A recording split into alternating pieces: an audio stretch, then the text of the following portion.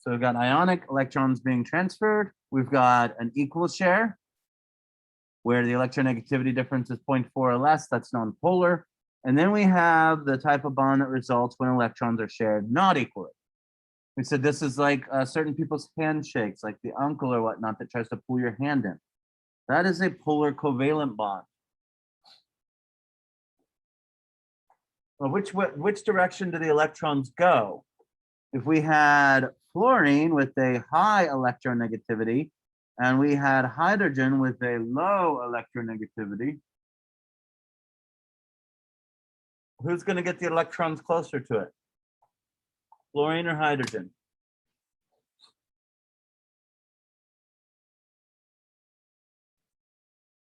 Fluorine. Good.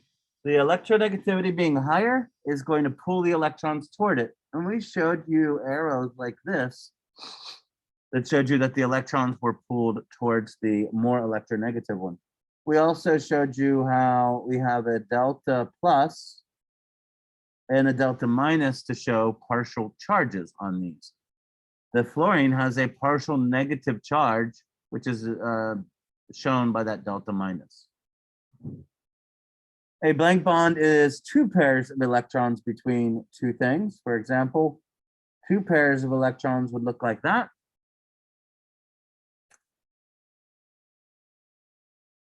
Or if we use the line that notion, we would have that right there. What do we call that? What type of bond?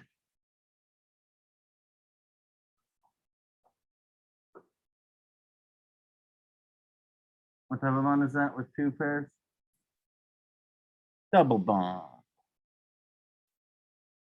Yesterday we said with three pairs or 6 electrons between them, that is known as a triple bond. Which do you think is stronger, a triple bond or a double bond? If you were to tie something down and use 3 ropes versus 2 ropes, which one do you think would be tied down better? 3 ropes, right? So single bond is the weakest, a double bond is stronger, and a triple bond is the strongest. Now here's the other thing. If we have a double bond, it's a little bit longer. These guys are a little bit further apart. When you have the triple bond, it really cinches them close together. So that's also a thing with it. It's the distance between the atoms. Triple bond stronger, and the atoms are forced closer together. A blank is a non-bonding pair. What do we call a non-bonding pair? Like these guys right here, we call that what? It's by itself.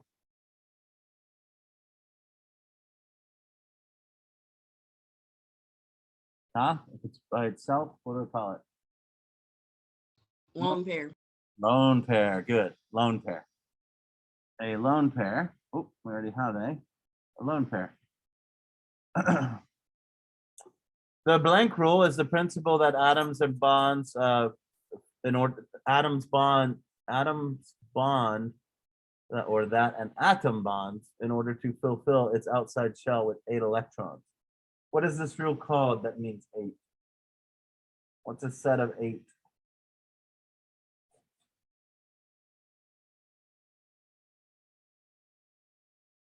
What is the rule called?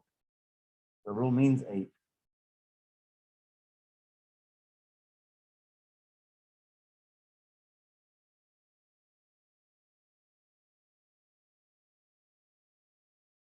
What used to be the 8th month of the year?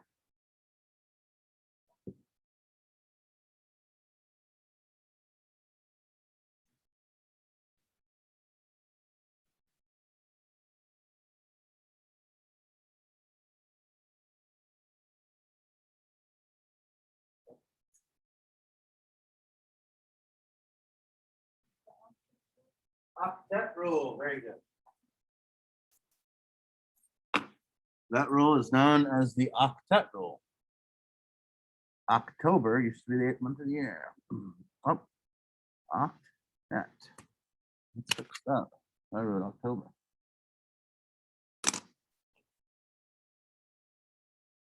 Octet rule. Anne got this yesterday. She said that an electron on the outside of an atom is called a valence electron.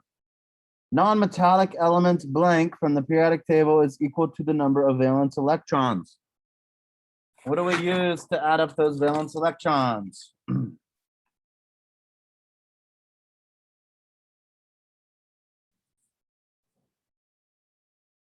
What numbers on the periodic table do we use for valence electrons? Group numbers. Non-metallic's group number from the periodic table is equal to the number of valence electrons.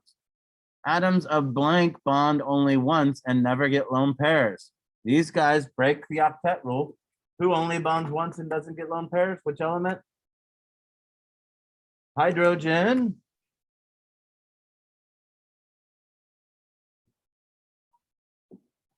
A blank molecule is the result of electrons shifting more to one side, right? Like water.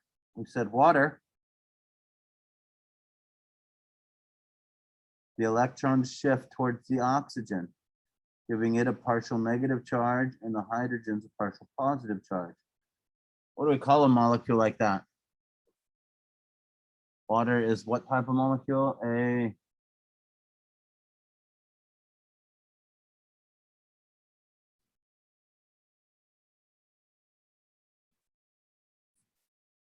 What type of molecule is water?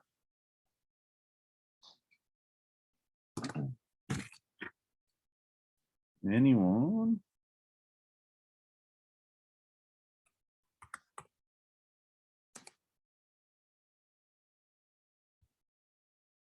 Type of molecule is water, where the electrons are pulled to one side.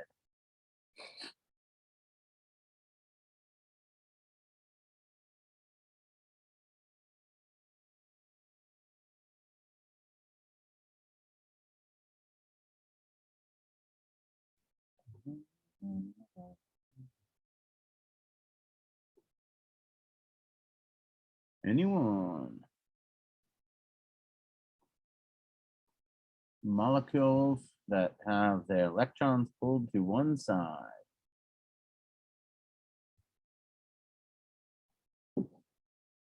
Louder?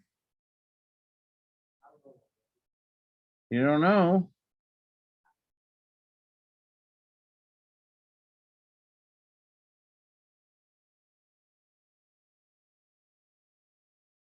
Landon, do you know?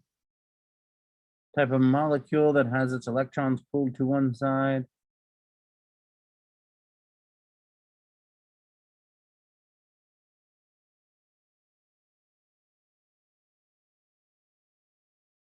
Kennedy, do you know?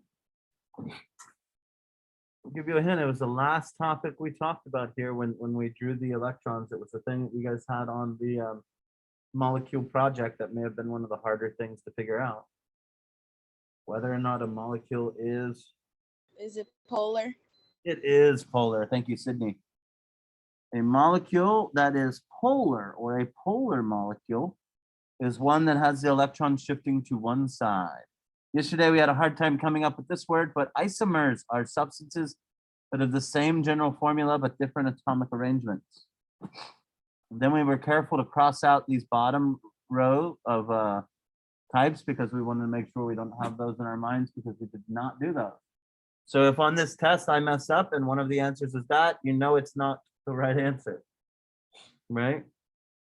So we have a molecule that has a blank shape if the central atom is double bonded to one atom, but attached to two other atoms with single bonds. So we have something double bonded to something else and then attached to two other atoms with single bonds. So we have three bonded atoms, 0 unshared pairs. What type of shape is that?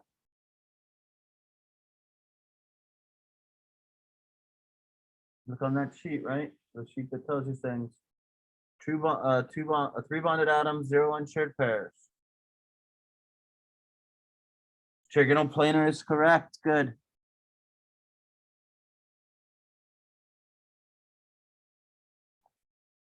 What's the angle?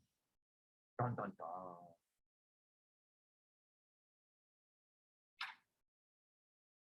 What's it called? What are you saying?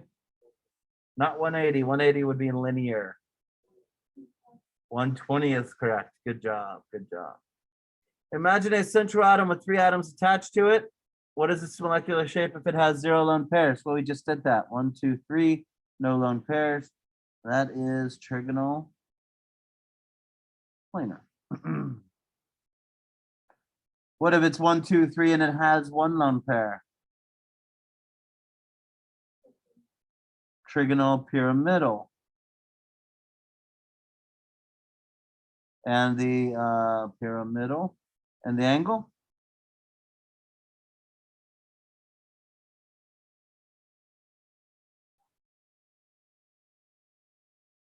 Home players? Oh, I'm sorry, Sydney. I didn't see polar down there. I wonder how long you had that thing. Good job. What's the angle for trigonal pyramidal? Multiple choice, 109.5, 107, or 104.5. Gotta look at the sheet if you don't know. Nope, 120 is not one of the choices. 107 is, though. Good.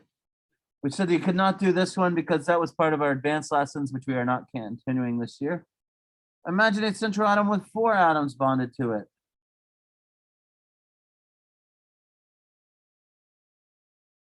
What's the shape? 4 bonds, 0 unpaired pairs. Tetrahedral. What's the angle? 109.5 is correct. Good job. If a molecule has only 3 atoms, its shape will be what or what? If it only has 3 atoms, yeah, linear event. Good. Right? You have this, linear, or you have this. Event. Good, good. The bond angles. Here we go. Bond angle for linear. 180. Trigonal planar. No, 270 is not one of them. Trigonal planar. 120 is correct. Tetrahedral we just did, 109.5. We talked yesterday about how a lone pair and a lone pair are close enough to the nucleus of the atom that they're going to have the most interaction. The weakest then would be a bonding pair and bonding pair because they will be further from the atom. Lewis structure for SiCl4. Who's in the middle?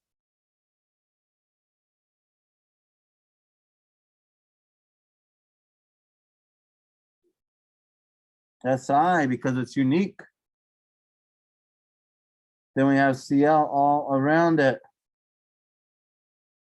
Number of valence electrons. Si is 4 plus 4 times 7. So it's 32. We draw the 32 around it and we get that. For fluoromethanol, who's in the center?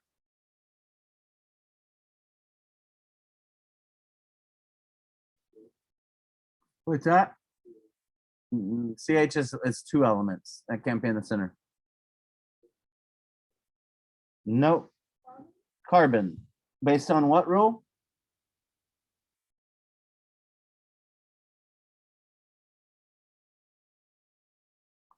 C is in the center based on what rule? Because there's more than one unique one, right? What's the rule if you have more than one unique?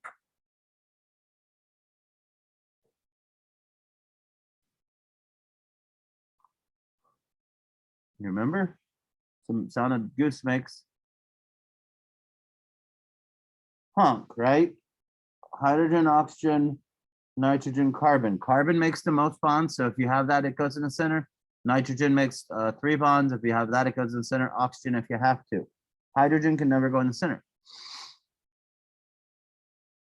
So with this, we have 4 plus 1 is 5, plus 6 is 11. 11 plus 7 is 18. 2, 4, 6, 8, 10, 12, 14, 16, 18. 18. What word refers to a structure where the position of the atoms remains the same, but the distribution of electrons differ?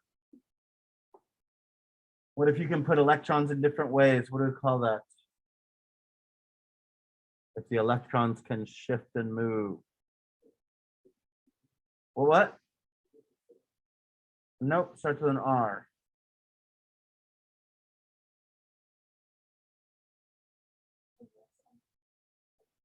Resonance, good, resonance. Resonance is when you have that movement of electrons.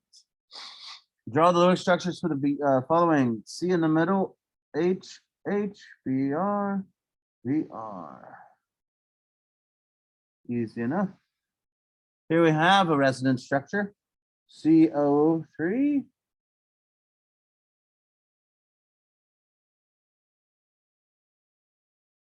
We could also draw it like this.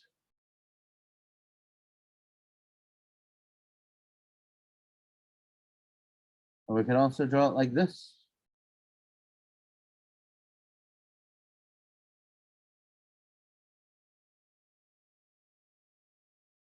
And we need to put brackets and that -2 there.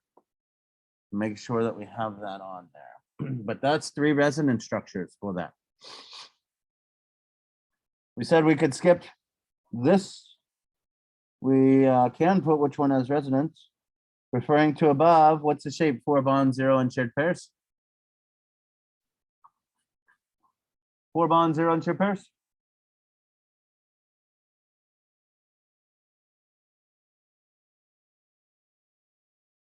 Four bonds, 0 and shared pairs. Tetrahedral. Good. And 3 bonds, 0 and shared pairs.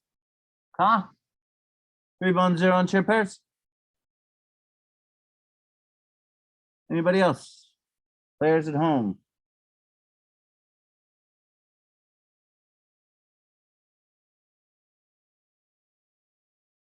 Triagonal.